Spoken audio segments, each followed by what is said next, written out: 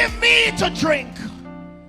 Give me to drink, give me to drink, give me to drink, give me to drink. My family is thirsty, God. Give me to drink. The nations need water. Make me a well. Make me a well. Make me that well.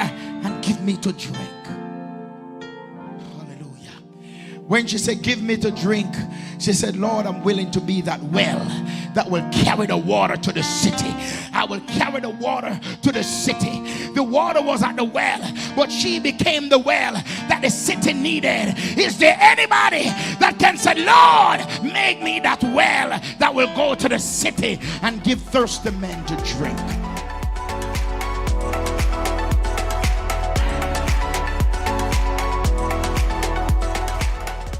Hello and welcome to Community Worship Center, where the Word of God is the broken bread and the naked truth. Join us for our service already in progress. We're gonna make sure that we give Pastor Shaniel, Minister Shaniel, all the help that we can give her with the mic. She won't leave this room hoarse. Amen. Time is far spent. And all the pastors, bless you. Bless you. Amen. Hallelujah.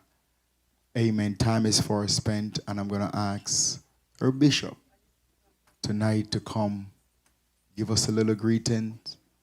Amen. And introduce to us tonight Minister Shaniel. She's no stranger to this house. Amen. Glory to God. And I've been trying to get her a long time to come and minister the word of God. But when God get ready, when the timing is right, amen, glory to God, and we give God thanks. So I'm going to ask you just to stand tonight and put your hands together and make welcome none other than Bishop Dean. Amen. Come, sir.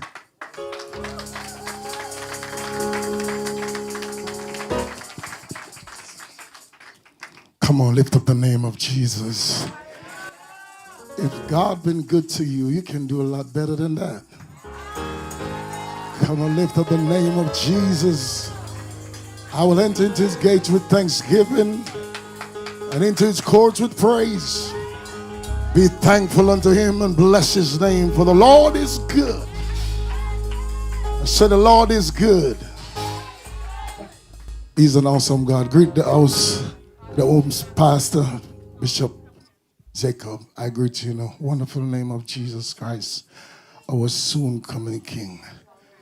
Reverend Shaniel, she's humble. She's a humble servant of God.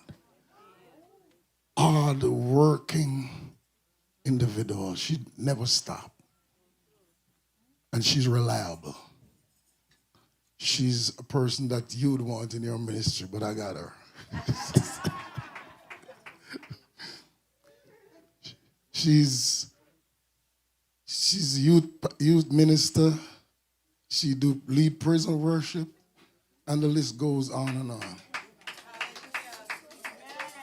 And she just continue to serve. She have a servant's heart, and that's what is important to any minister. Before you can do anything, you must learn to serve. Because Jesus was also a servant. Amen. So when she comes to this podium, don't look to her, just look to God. Because that God will bring what he gives her in her spirit, just to minister to us, that we can hear what God is saying in this season. Amen. Reverend Shaniel. He never promised that the cross will not get heavy, that the hills will not get hard to climb.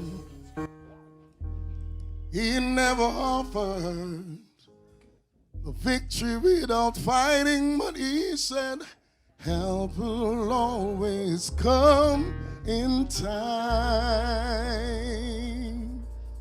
So remember when you're standing in the valley of decisions, and the adversary said, give in, just hold on, my Lord will show up, and he will take you through the fire.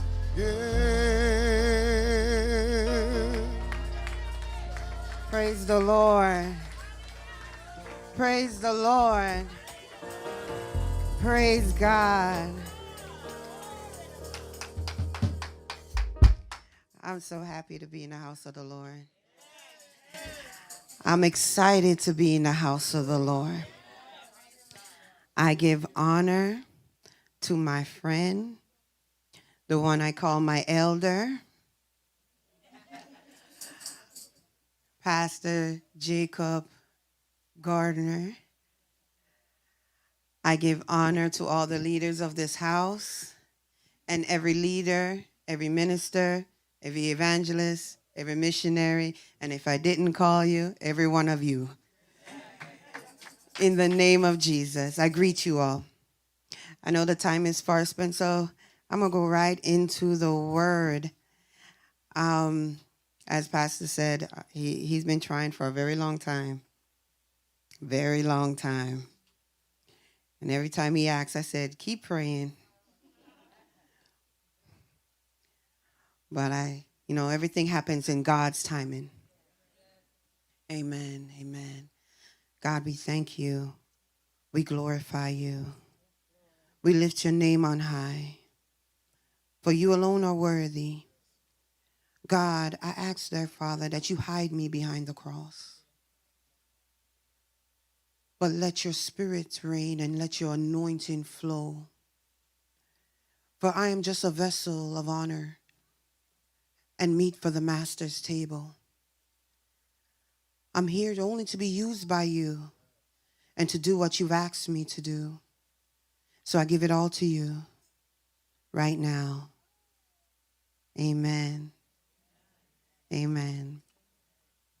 Oh, God. You see, when God gave me this word, it was after Pastor Coombs reached out to me. You know, that's how my friend tricked me. She let somebody else call first. And then she reached out to me, and I said, then next thing I get a call from him too. But I started to seek God for a word. And she sent me the flyer that you see there, the Outpouring. And I kept seeking God for a word. And one day I was walking, and I heard the Spirit of the Lord said, pour in to pour out. So you got to pour in to pour out. Now, going with your theme of go light your world. Amen, amen. Look, all this enemy tried to trick me. But guess what? I have a backup.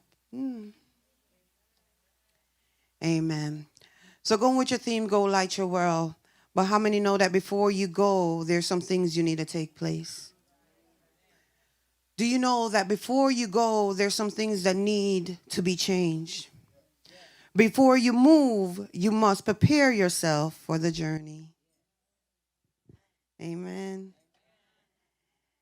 And let's read the scripture here. And I'm going to start up here from Matthew chapter 5.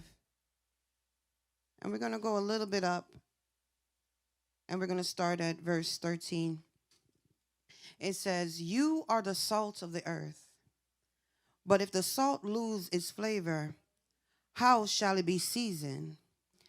It is then good for nothing, but to be thrown out and trampled underfoot by men. You are the light of the world. A city that is set on a hill cannot be hidden, nor do they light a lamp and put it under a basket, but on a lampstand, and it gives light to all who are in the house. It said, let your light so shine before man that they may see your good works and glorify your Father which is in heaven. The Bible says in Romans 8, moreover, whom he predestined, these he also called. Whom he called, these he also justified. And whom he justified, these he also glorified. But God is not only calling you to go, but everything in your life prepares you for the journey. He's preparing you for the assignment. God is calling you to go and light the world. But what are you taking with you?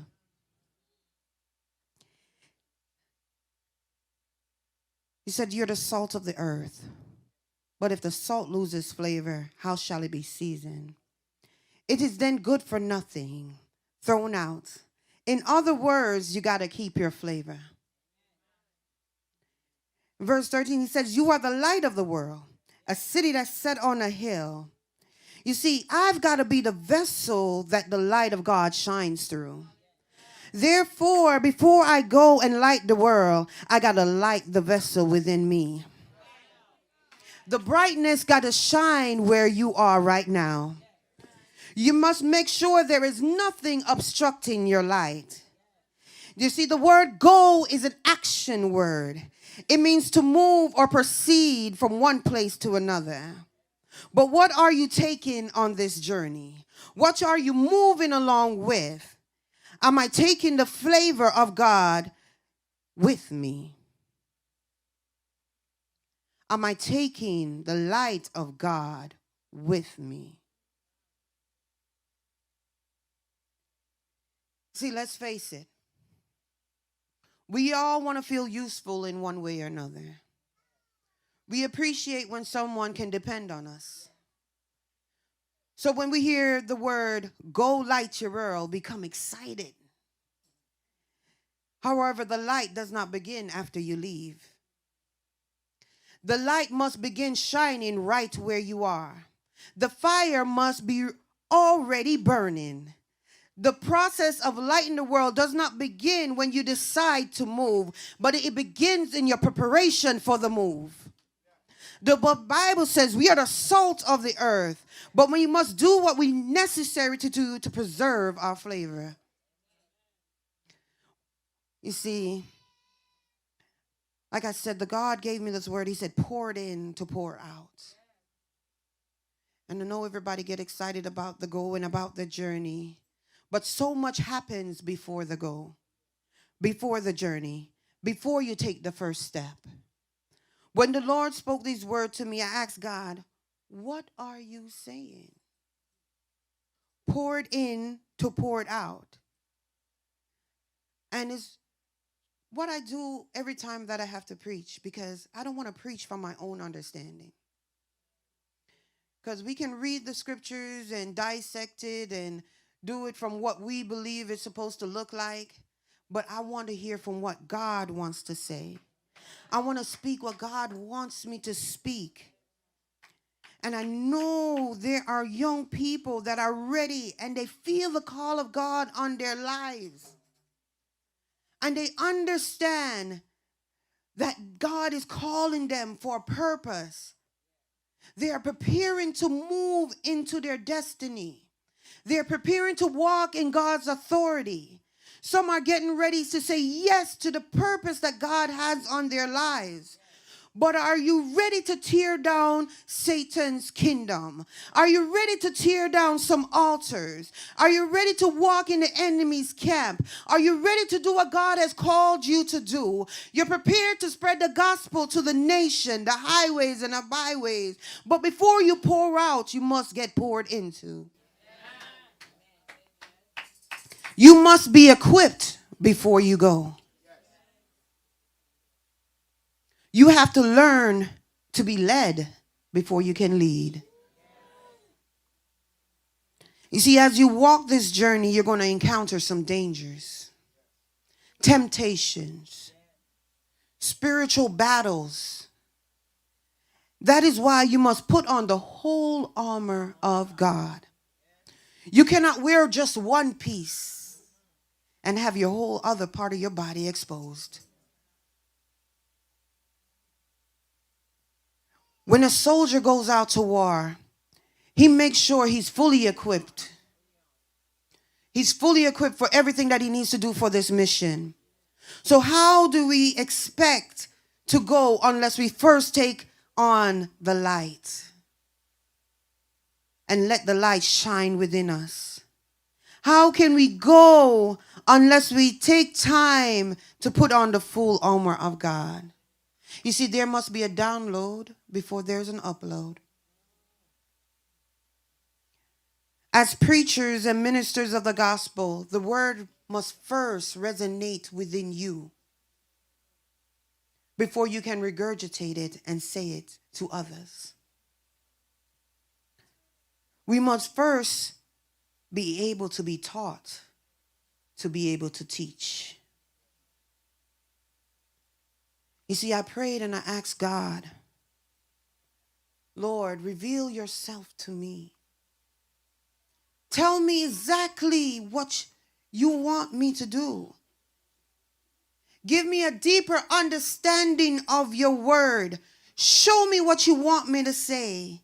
And as I sought him, he brought me to a very familiar scripture. It's in John chapter 2, where Jesus performed his first miracle, turning water into wine. You see, in John chapter 2, Jesus was attending a wedding. And during the celebration, the wine ran out. See, in those days, running out of wine was a bad thing. Maybe still in these days, running out of wine at a wedding is a bad thing. It was considered a social disgrace. It brought embarrassment and shame upon the family. Throughout the scriptures, we see wine is often represented as God's blessing, abundance, his joy. In Genesis 27, Isaac blessed Jacob, saying, may God give you heaven's dew, heaven's riches, an abundance of grain and new wine. Proverbs 3 said, honor the Lord with your possessions, with the first fruit of your increase. Then your barns will be filled with plenty and your vats with overflowing with new wine. So wine was viewed as a symbol of God's divine favor, abundance, and his blessing. Now I got to pause here because I don't want nobody walking out of here and saying I'm going to go get me a bunch of wine because I want a bunch of blessing. Okay? Because Ephesians 5 says, do not get drunk on wine. All right. So don't go out there and say, Minister Shaniel said, we can drink as much wine as we can because we want enough blessings. That's not how it works. But when we go through the scripture, wine is often used to represent God's blessing and joy. Now we find Jesus at a wedding where the wine has run out. The cup is empty. The celebration is running dry. The symbol of blessing is no longer overflowing.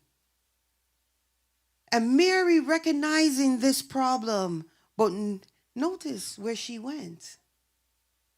She didn't run to the neighbor. She didn't run to the vineyard.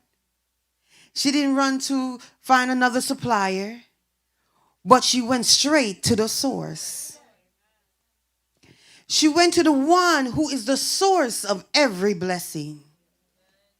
She went to the true vine, and she simply said, Jesus, they have no wine. And Jesus answered her and said, woman, why do you involve me? My time has not yet come. You know what I find intriguing is that Mary didn't answer him. She said not a word. But she turned to the servants and said, do whatever he asks you to do.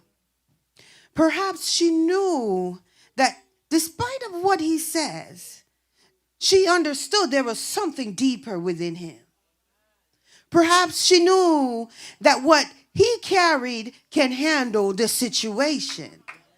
So when you're going through troubles, go to the source.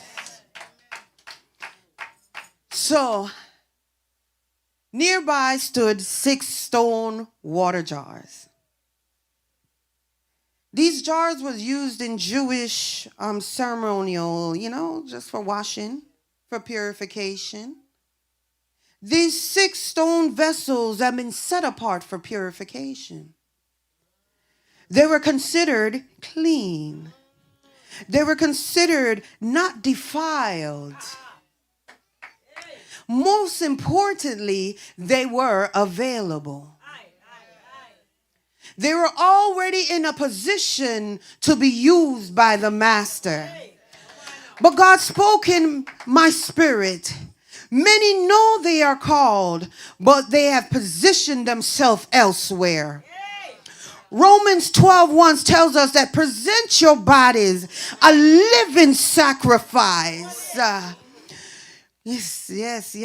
He says, remind us. He reminds us in 2 Timothy 2:21. He reminds us that anyone cleanses themselves, they will become a vessel of honor, honorable use, set apart, holy, and useful to the master. God showed me that many are like these stone jars, strong enough to hold, strong enough to build to last, but not positioning themselves in the place where they can be used. You can have all the talents and the gifts that you can have, but unless you position yourself in a place to be used by God, you're just there standing, holding corner. But as you position yourself at the feet of Jesus, it says many are called, but few are chosen. The question is not whether you've been called. The question is, have you made yourself available? Where have you positioned yourself? God is looking for vessels that are both available and empty. These 6 stones were available, but they were also empty. They were ready to receive the fresh water. They were ready to receive the pouring. But the question is, are you? Have you emptied yourself of your own ego? Have you emptied yourself of your own pride? Have you emptied yourself of your own desires and your own wills? Have you emptied yourself of your own understanding? Have you emptied yourself of your limited thinking? Are you still trying to do things your own way? Believing that as long as I busy myself doing everything in church, you're fulfilling God's purpose. Sometimes we become so focused on serving publicly that we forget what we're actually called to do. We love for our works to be seen. We love to be recognized. We love to be praised by people. But the greatest desire is God pleased. In Matthew 23, Jesus warned against doing righteous acts simply to be seen and applauded by others. Far too often we receive the call and immediately run. We proclaim, I'm a prophet now. I'm a preacher now. I'm an evangelist now. We live in a generation that celebrities go viral, but God is more interested in, are you becoming faithful? Are you interested in becoming more faithful than being famous?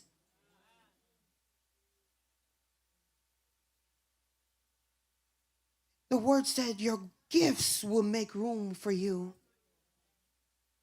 Yet we forget that our first calling is to serve.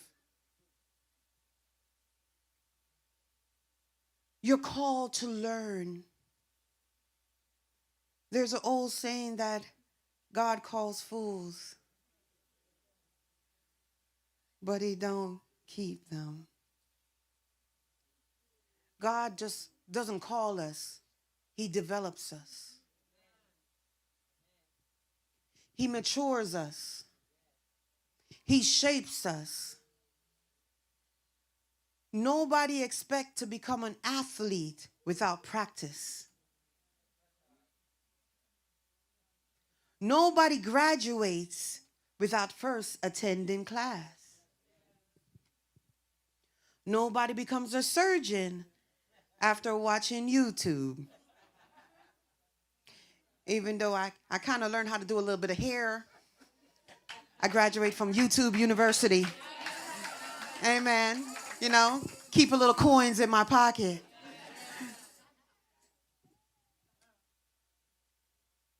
Preparation always comes before the performance.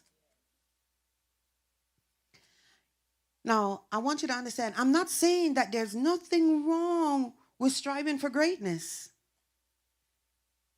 You see, Apostle Paul declares, I press towards the mark of the high calling of God in Christ Jesus. But while I'm pressing, I'm learning. While I'm pressing, I'm growing. While I'm pressing, I'm allowing God to transform me. My pressing involves more than simply showing up on a Sunday. My pressing requires more than doing the bare minimum.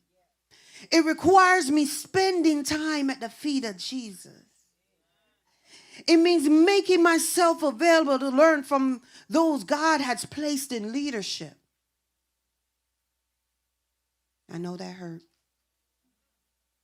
Because sometimes we look at our pastors and we look at our bishops and we say, they're human just like us.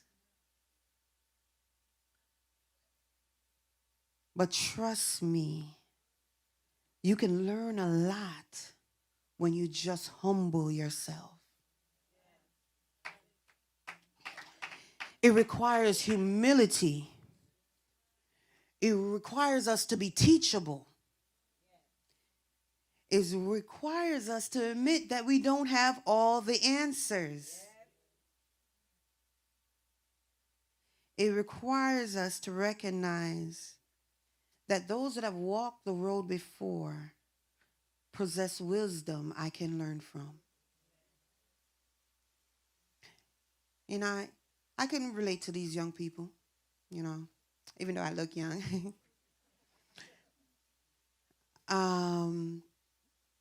You know, I used to say the same thing. These older folks don't know what they talking about. They don't understand the things like we understand now. You know, it's a different generation. Now, my daughter's probably saying that to me. But the older I've become, the more I've realized there's value in their wisdom. The Bible constantly teaches us to honor those who have gone on before us.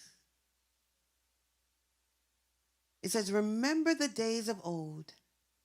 Consider the years of many generations. Ask your father, and he will show you. Your elders, and they will tell you.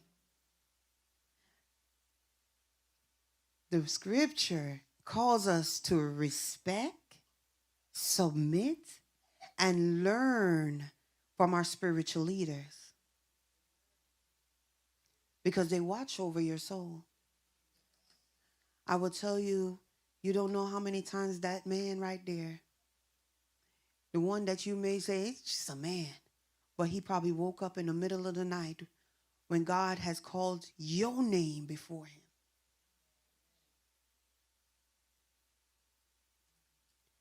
He is accountable to God. Every leader is accountable to God. So it is required that we respect and submit to our spiritual leaders.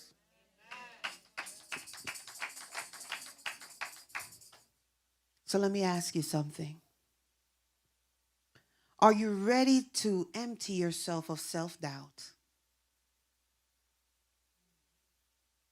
Are you willing to let go of your insecurities? The Word of God reminds us in Ephesians that we are God's workmanship, created in Christ Jesus for good works. God intentionally designed you to be who you are, to look like who you look like.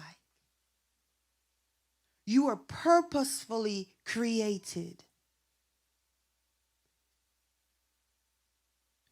You have been equipped for the assignment that God has placed you on. God said, you can do all things through Christ who gives you strength. So, when you truly empty yourself, God begins to fill you with his purpose. He replaces your fear with faith. He replaces your weakness with his strength. He replaces your limitations with his limited power. God can only fill a vessel that has made room for him.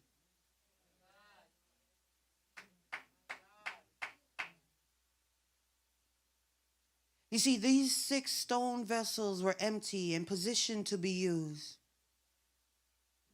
So I ask you today, what position do you find yourself in between the call and the go? Are you available? Are you ready for the fresh water? You see, in John 2nd, after they said, oh, these are available, they're purified, they're ready, I could pour something in them. Jesus said to the servants, fill the water pots with water. And he filled them to the brim. But are you ready to be filled?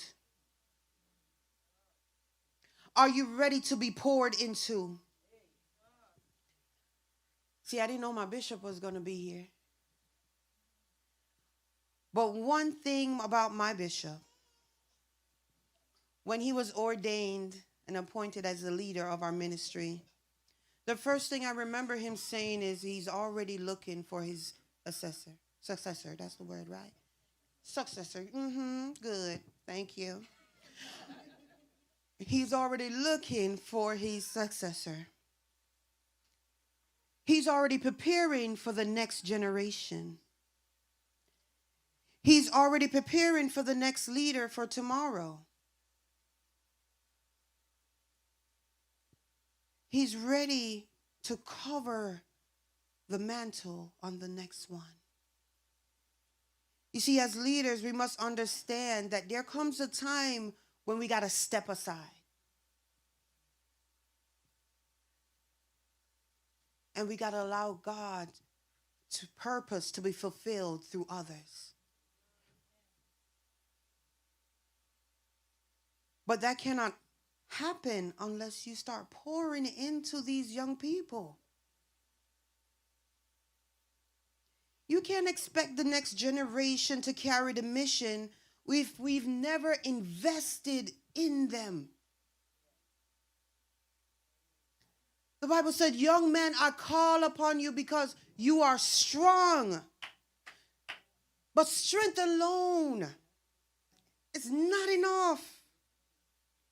Strength must be directed.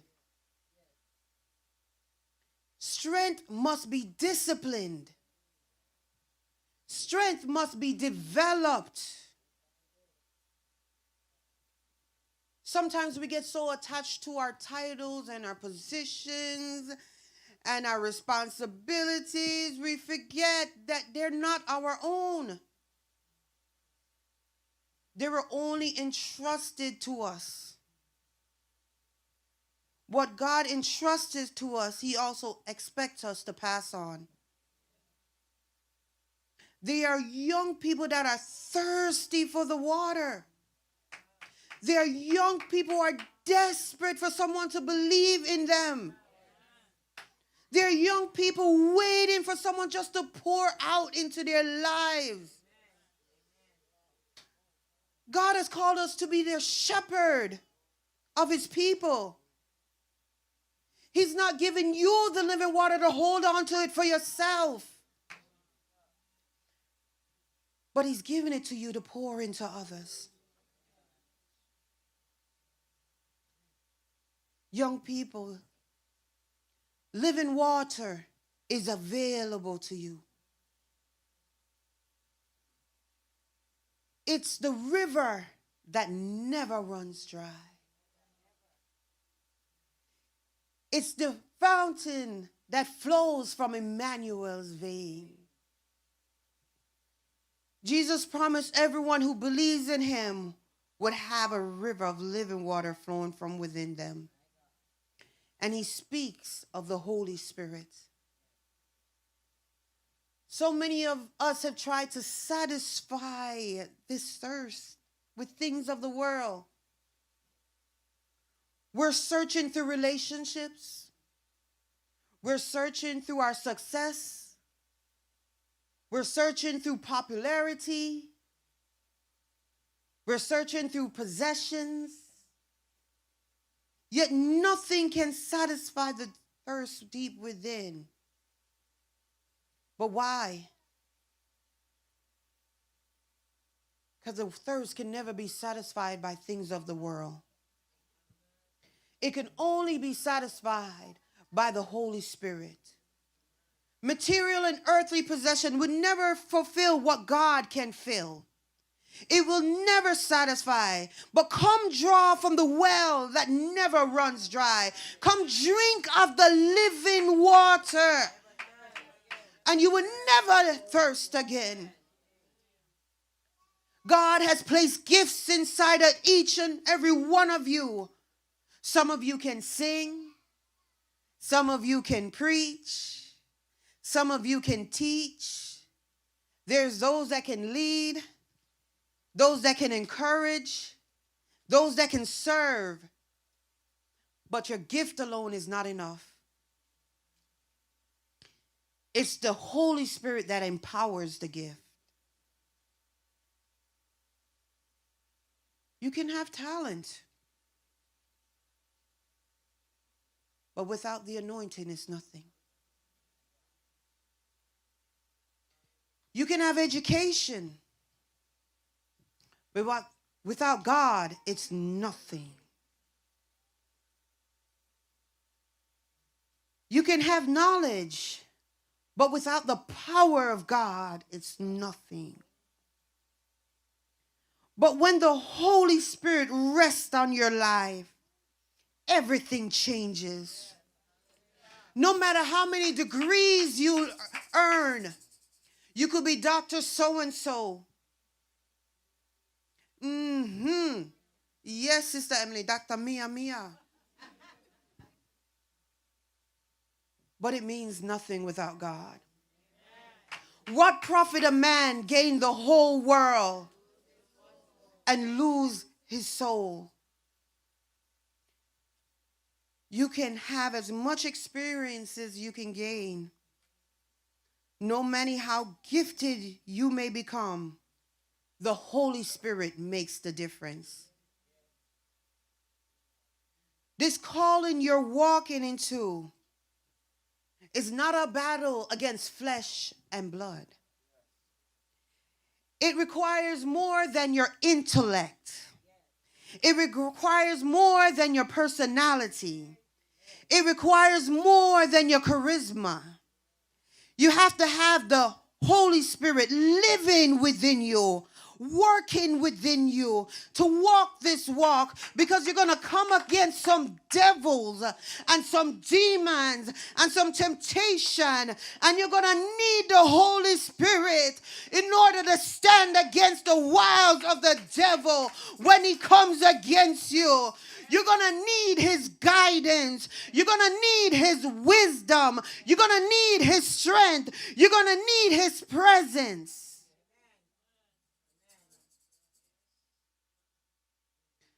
Oftentimes we sing, fill my cup, Lord. I lift it up, Lord. Come and quench this thirsting love, my soul.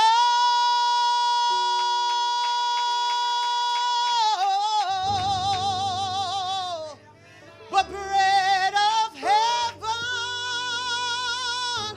feed me till I want no more.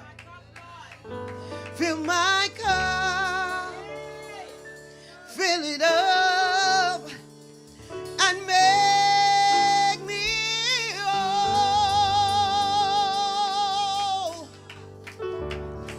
So many times we're like the woman at the well, thirsting, desperate for something. But where's your cup positioned? Is your cup positioned beneath the hand of God? Or has it turned towards the things of the world? You see, God is ready to pour out fresh water.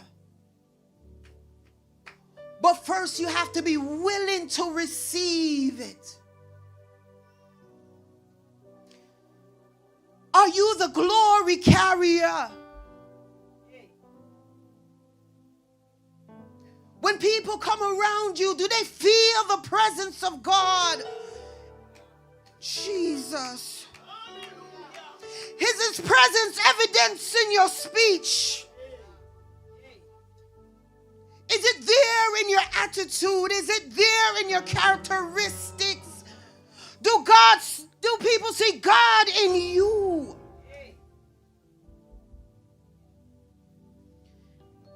Can they see Christ through the way you live? You see, this journey is going to require more than what you know. It's going to require the word of God overflowing and overflowing and overflowing within you. So what are you pouring in between the call and the go? What are you feasting on between the call and the go? What are you spending time doing between the call and the go?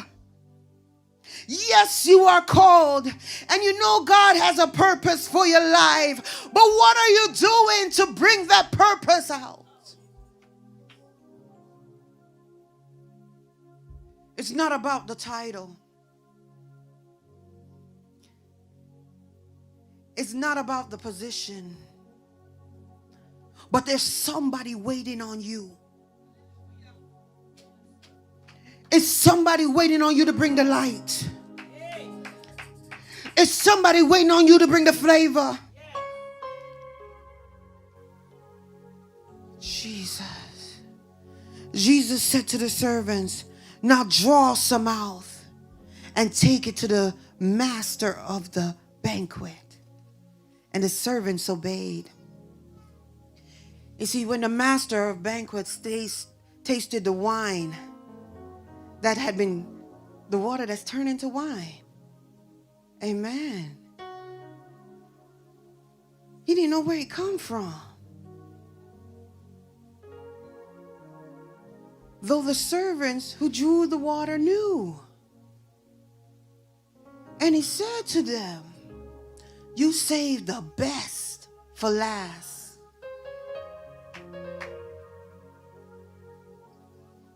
you save the best for last.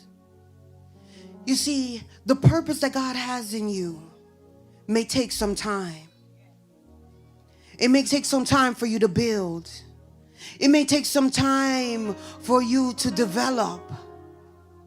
But God said, no matter how long it takes, no matter how long the road is, I'm saving my best for last. You see, everyone usually say they bring out the choice wine first. They always bring the good one first. But he said, wait a minute here. You've been hiding something. I hear the Lord said, I have given you living water so that you may become a blessing to others. The blessing depends upon what was first being poured in. You see, the wine provided by man could not compare to the wine that was produced by God. What God gives you is always greater. What God produced is always better. What God prepares is always worth the wait. So don't become discouraged because your preparation seems like it's taking long. Just because God is taking his time, don't mean he's forgotten. Don't mean that he's left you behind. It simply means he's preparing something greater. You see, remember, God saves the best for last. When he sends you, he don't want you stepping out in your own strength. He wants you stepping out empowered by the Holy Spirit. He wants you stepping out fully equipped. He wants you stepping out fully armed and dangerous. He wants you stepping out ready for the assignment. You think about these 6 stone water jars, 6 stone vessels, 6 stone containers.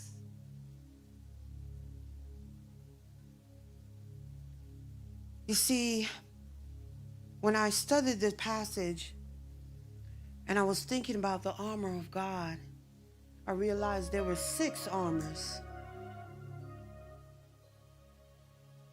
When he fills you, he doesn't leave you going out uncovered. He clothes you with everything that you need. You're covered with the belt of truth.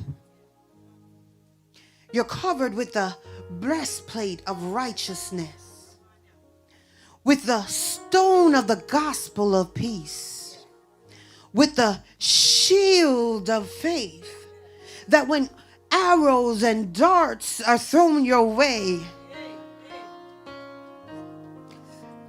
your faith has got you covered. He covers you with the helmet of salvation. He got to protect your mind from all the doubts and the confusion and the fear that may come against you. He got to send you out with the sword of the Spirit. So you got to get this word within you. You see, the word have I hid in my heart that I may not sin against you. So I got to get this word immolating in me, that when I step out and the enemy comes against me, I can hit him with the word of God that says, I am fearfully and wonderfully made. When he says I'm not enough, I said I am more than a conqueror. When he said you can't win, you can tell him I got the victory in Christ Jesus. I am covered, fully armored.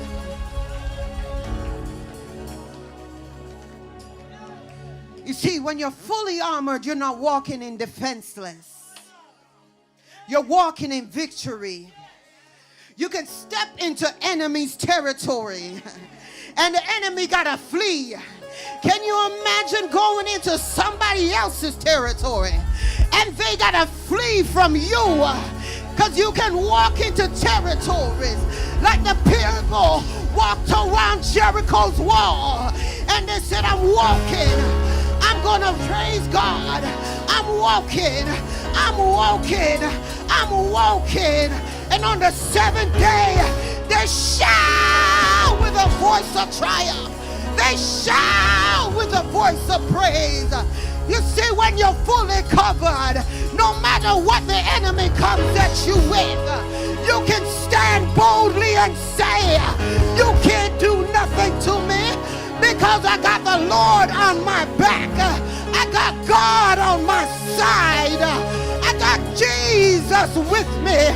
I'm not walking in this thing alone. I got Jesus with me.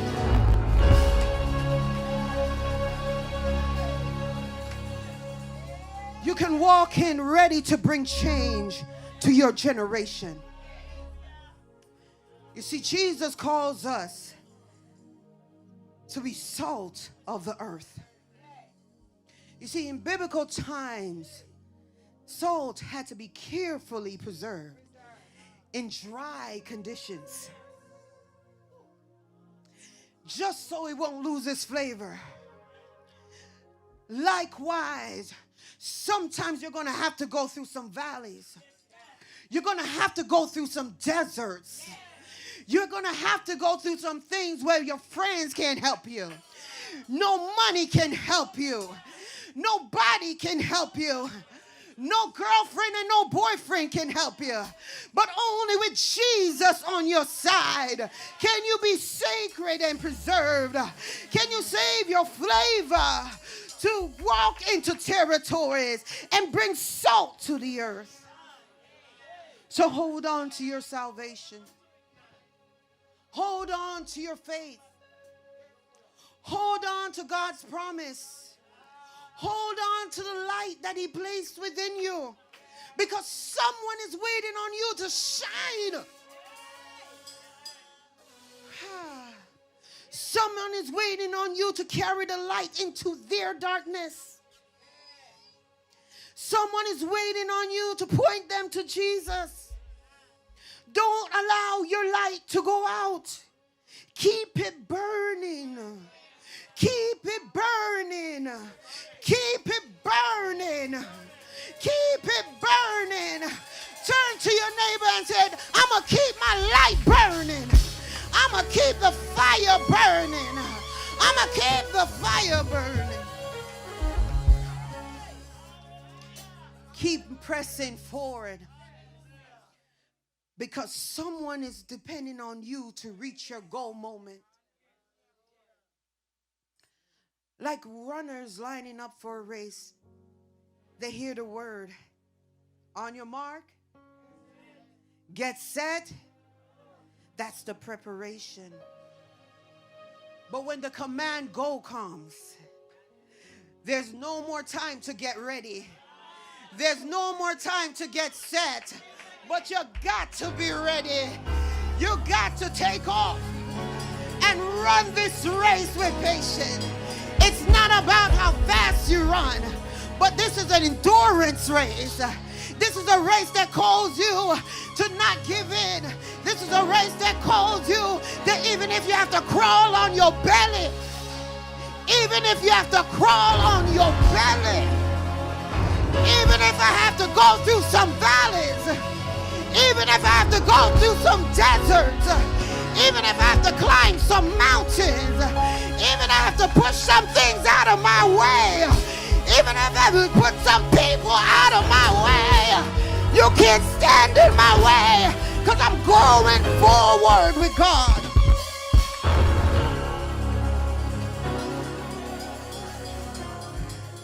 You see, the servants fill the pots to the brim before Jesus told them to draw out. Likewise, God want to fill you completely before he sends you forward. Don't settle for partial filling. Don't settle for just enough. God, fill me till I overflow.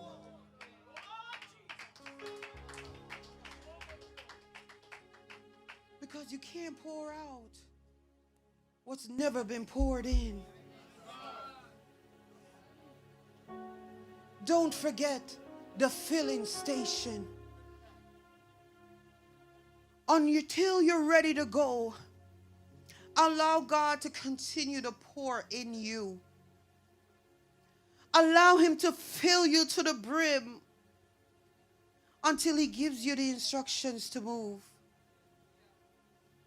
But don't ever forget the filling station. This race is not a sprint. It's a marathon. It's an endurance.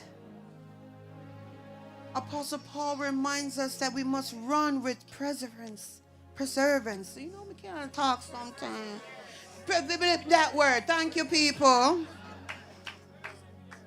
Persevere. In that word, you said sometimes, you see. So we have to run this race that is set before us. You see, along this journey, there's moments you become weary. There are times when the ministry feels heavy. There's times where you feel emotionally drained. There are days you have to pour into everyone else while you realize you're running empty. But we must return to the filling station.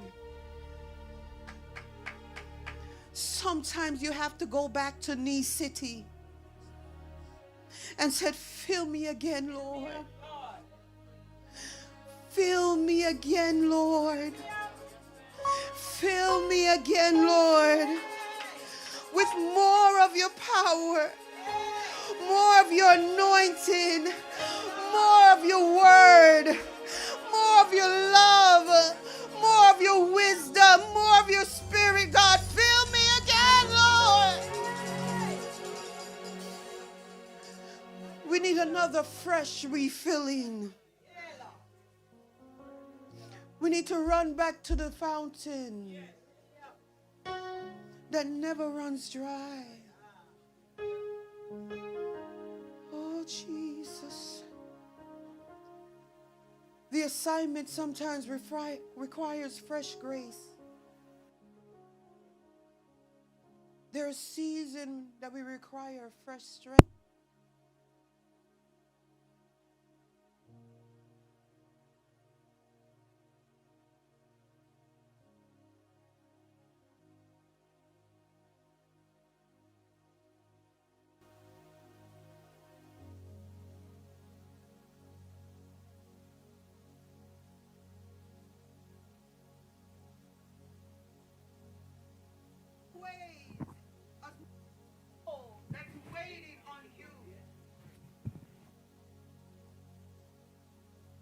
Thank you.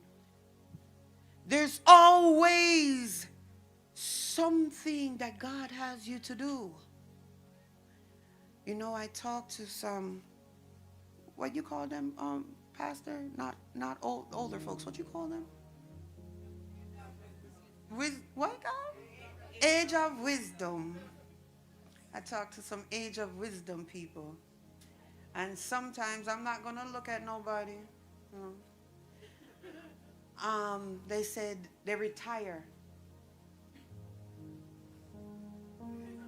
I didn't say anybody's name, did I? I did not call my mother's name, did I? And they say they retire.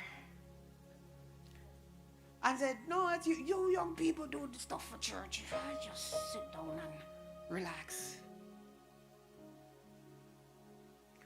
But just because you get to one destination doesn't mean you're done.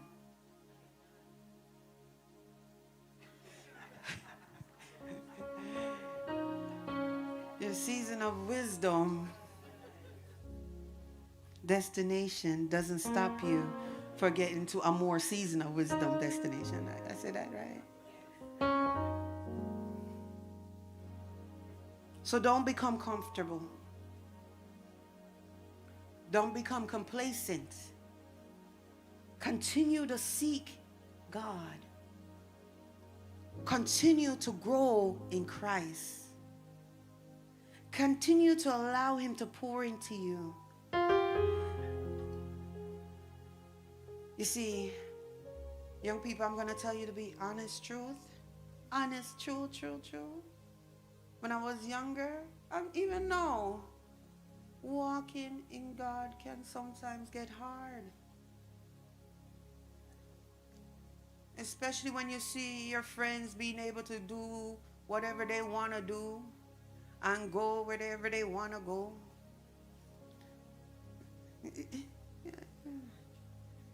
I know sometimes friends invite me places and I say, I can't come there, so. Yeah, I can't come there, so. So, it's hard, but it's possible. It is possible. Look at your mothers and fathers in faith. They have traveled this road. They have endured hardship. They have experienced victories, but they've also experienced defeat. Yet through every season, God remained faithful. The same God that sustained them will be the same God that sustained you. The same God that strengthened them will be the same God that strengthened you. The same God that kept them will be the same God that keeps you. He has also brought them this far. And he will bring you through as well. So as you prepare to go light your world, never forget where your strength comes from. Never forget the source. Never forget the one who called you. Never forget the filling station. Make yourself available. Empty yourself completely of your own mind, own carnal thoughts, own things that will hinder you. Because how can God pour in to something if it's already filled?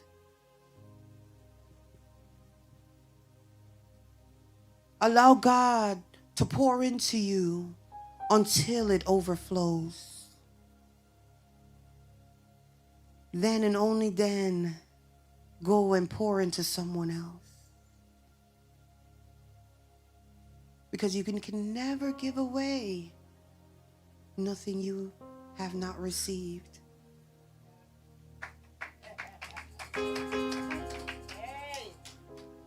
You cannot lead if you've never followed.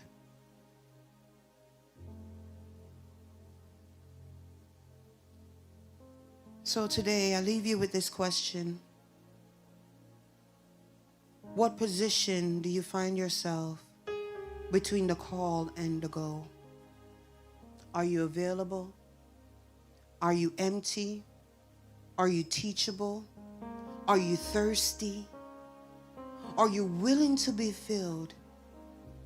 Because God is looking for vessels that are ready. Vessels that are clean. Vessels that are available. Vessels that are ready to be filled to the brim with the Holy Spirit. And once you've been filled with the Holy Spirit, and once you have received the teaching, and when he says go, I won't have you wondering if you're ready. It won't leave you questioning if you were equipped. You won't have to fear what lies ahead. Because the same God that poured into you will go before you.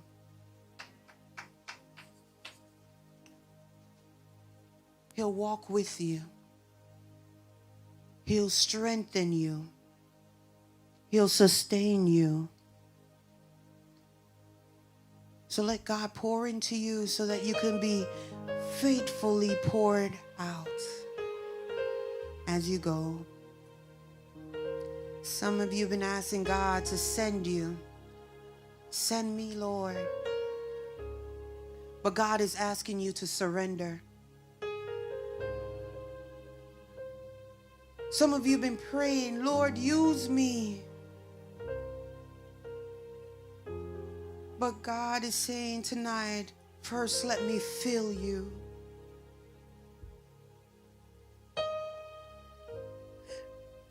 Because I can't send an empty vessel into a thirsty world.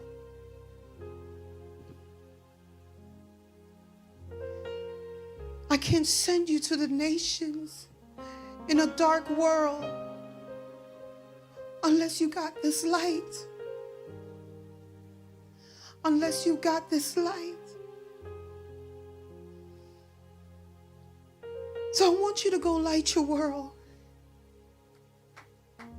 I want you to go out to the highways and the byways.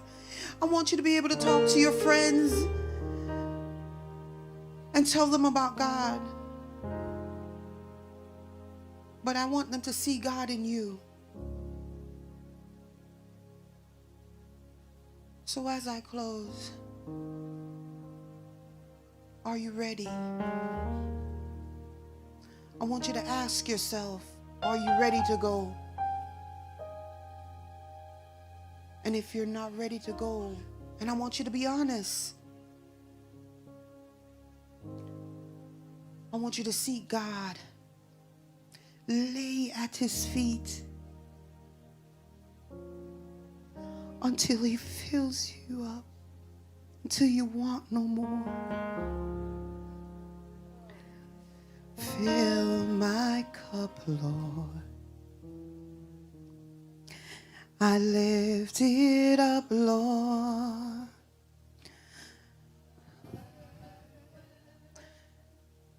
This thirsting of my soul,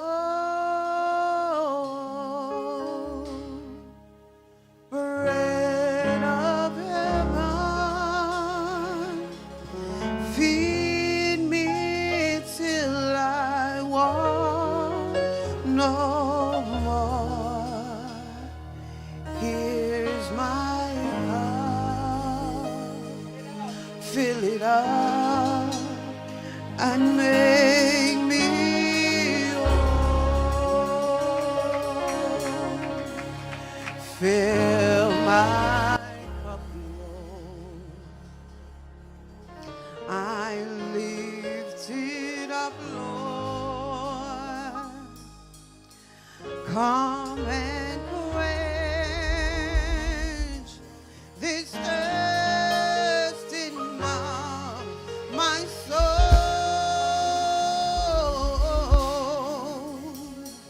Bread of heaven, feed me till I want no more. Here's my cup, fill it up and make me whole. I'm gonna sing that one more time, but I want you to close your eyes and really meditate on this word. Fill my cup, Lord. I lift it up, Lord. come and quench this thirsting of my soul. Yeah, Lord, bread of heaven, feed me till I want no more. Here's my cup, fill it up and make